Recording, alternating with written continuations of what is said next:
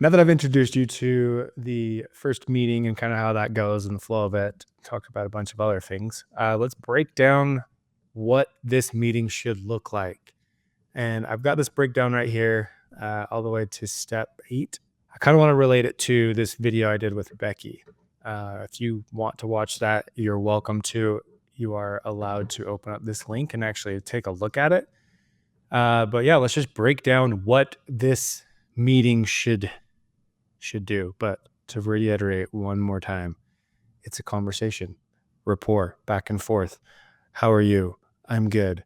How are you? I'm great. Cool. Let's hear about blah, blah, blah, blah, blah. So if you open up the meeting, the video of the first meeting with Becky, you'll see I'm just casual, super, just myself. I'm not, over the top salesy. I'm just talking.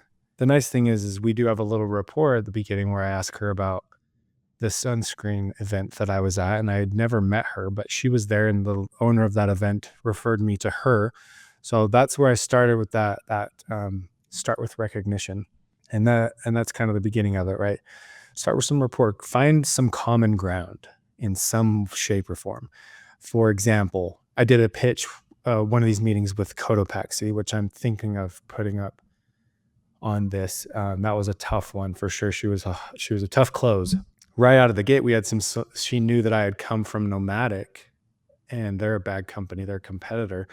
And so we established some rapport there of like, I've done these types of videos 100 times and you've probably been involved in them as well. So let's come together and make something great. And it's like, cool, now we're moving. So breaking this video of Becky down, and it's really just the breaking down any kind of first meeting, really. So follow this when you try to do it yourself. This can also give you some structure. So if you're in the meeting, as they're talking, maybe you're thinking, shoot, what should I say next? Ask targeted questions to understand client needs. So then you're like, cool, let's clarify your product and vision. Like, what are you thinking? Okay, so back to the beginning. Start with recognition. We talked about that personal connection. This was mention something about the client's location or environment, if appropriate. When Becky mentioned she was at a ranch, she showed understanding by noting the quality of Wi-Fi signaling, awareness, and adaptability. So this just goes into like, we had an email conversation back and forth, which would probably be the first contact.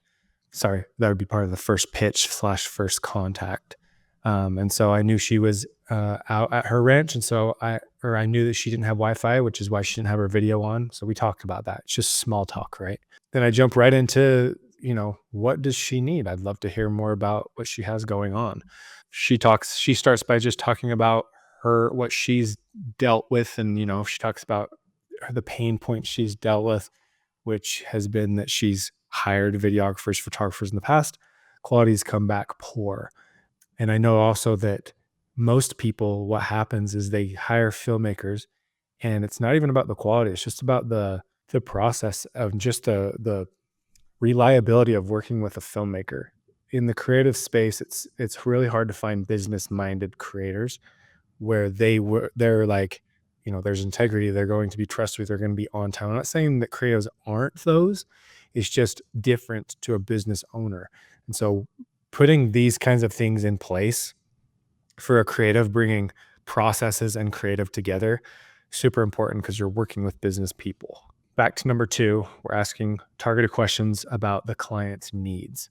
We never want to assume anything, so make sure we get in there and clarify the product a little bit, have some back and forth about that.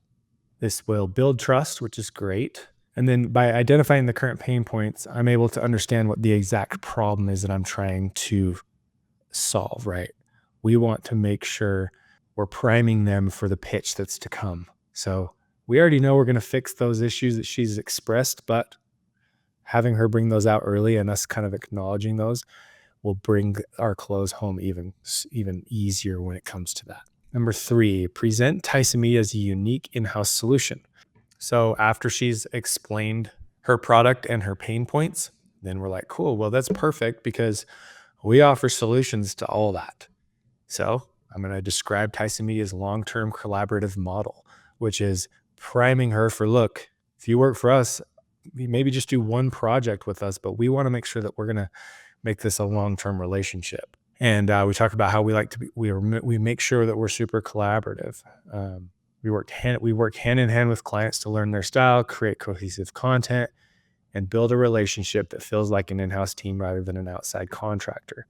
And then we also stress flexibility. This is something too that I kind of re-emphasize in each video, and that is that yes, we have these PDFs, yes, we have these templates, we have the verbiage, but every company and every owner has a different vision, is at a different place, different income. Like they're all going to be different. So we have to be flexible.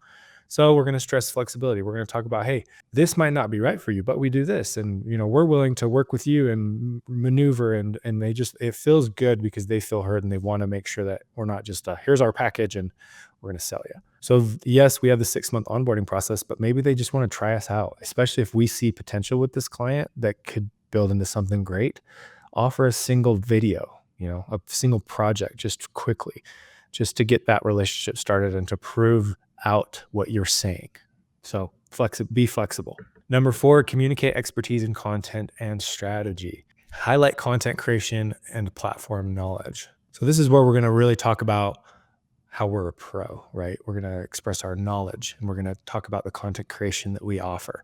So we don't offer just quality, but we also offer content strategy across platforms. So we're not just video creators, we're actually professionals in the platforms they may want to use: TikTok, websites, Facebook, Instagram, YouTube. Like we do those things for every company, and we want them to understand that we're pros. There's strategy behind what we're doing. We're not just creating content. So a huge thing too is trust indicators, which is success stories, testimonials, right? So make sure to mention other success stories. And one of our biggest ones is Honeylove. And we started with them, 2019, and it was a $500 project. And they are we've 100x that since. And they're one of our they're one of our biggest clients now. And we've built trust and rapport over those 4 or 5 years. And we want to make sure people understand that, like, look, hey, we're willing to start small and grow with you. Like, we want to build this because we know what the advantage can be from that. So we make sure we talk about the success we are currently having with clients right now. And that's something you can talk to them about. And that's what's so cool about partnering with Tyson Media, is that you're immediately adding credibility to your portfolio just by being with us. Instead of saying that you've done this much, you've now done all of this that Tyson Media has done. And that's why it's awesome to work with us. Number 5, use the client's language and goals in the pitch. So align with the client vision, tailor your offerings to what they need. There's some psychology in mirroring words, like she wanted her content to look fresh and not like stock photos. So when I'm now talking about our photos, we talk about how they don't look stock. And the reason for that is because, we're lighting it this way, or we're using high quality actors, and just to make sure that now she's like, gosh, these guys get me. And it's the same thing, I don't usually use the word fresh, but I make sure that when I'm talking about it to her, that's what she wanted. She specifically said, I want my content to look fresh. So I'm going to use those words, and those things kind of come to me naturally, but it's something that you can now think about enough that it starts to become natural as you're in these meetings. So the other thing is to encourage collaboration. This is huge. I think a lot of companies are turned off early because they're like, oh, well, this agency is going to come in and just replace jobs. That's not the case. I think a company can grow to a point where everyone's succeeding and everyone can be involved. So we want to come in and we want to collaborate with who's already there and make sure they understand that we're not here to replace anybody. We're here to actually add to what they're currently doing, and then also fill the gaps in the areas that they need filled. They don't have a social media manager? Cool, we have that. They don't have a photographer? Cool, we have that. Oh, you already have a photographer? Well, then let's work with that photographer and we'll do video with them. Things like that. So making sure that we are super flexible and we're there to support them and collaborate. So number 6, discuss budget transparently. So you never want to get out of one of these pitches without them understanding what they need to spend to do this, right? Because it's just, you got to close them.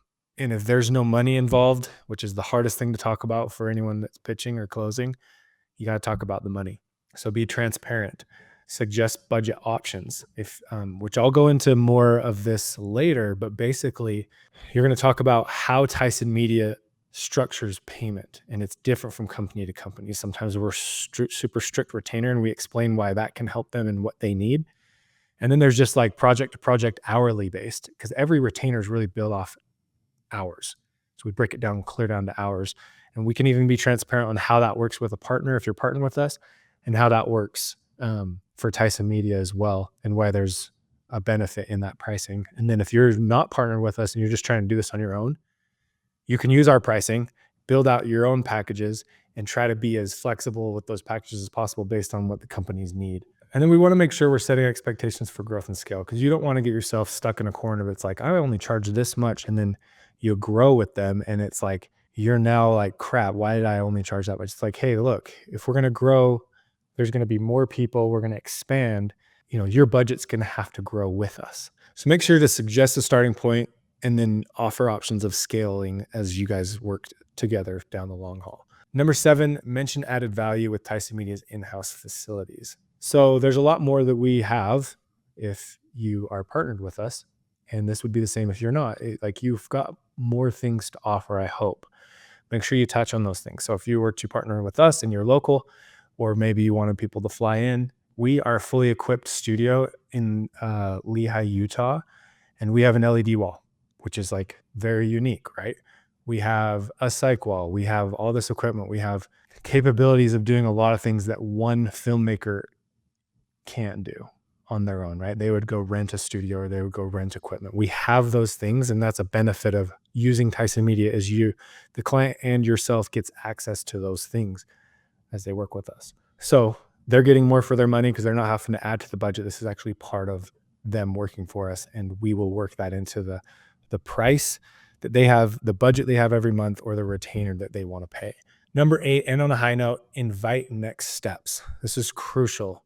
Make sure you're ending on a high note. We're suggesting a clear action plan. We need to make sure we establish the next step. We don't want to end the call and be like, crowd, what should I do? And then you have to reach out. That's no fun. So in here, I offer to reach out to a team member, which is their marketing director, to align on an initial project and budget. So this was her handing me off to her marketing director. So this is what being flexible means. I didn't just end the conversation with Becky and then it turns into us working with their team right away. It's now, okay, now I'm going to hand you off to our marketing director. And this is just depends on the size of the business.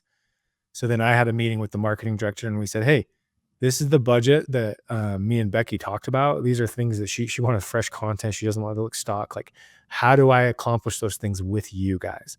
And then we go in and we talk about those things. And I actually have that conversation recorded as well. I probably should add that just so you guys can see that, kind of like those next steps. But we want to talk about, so then I get into that conversation with the marketing director, and now it's like, okay, let's do that first shoot or whatever we need to do to close this client. And then before you wrap up the conversation, really emphasize the relationship building. Close with enthusiasm for a long-term partnership. So really emphasize that, like, hey, we are willing to work with you in these early days, depending on where they're at. And we really want to prove ourselves out and grow to a point that we're with you guys as long as your company is in business. And hopefully that's forever, until there's a purchase or, a reason to actually move on from us. But we want to be there with you guys and grow with you. So really emphasize that, emphasize partnership, and then really emphasize your commitment to win over the client by providing value. That is the quick breakdown of Becky's video. They're all different. Hoping to have more of these, but if you want me to actually walk you through, join our coaching program. All this is for free. You're just getting this. I would love it if you came and joined us in the coaching program, or you partnered with us, because I want to be able to make this quick for you guys. I don't want you to have to go through all the learning curves that I went through. I want to hold your hand and get you to the success that you want faster. So join our coaching program. Thanks for watching. We'll see you in the next section.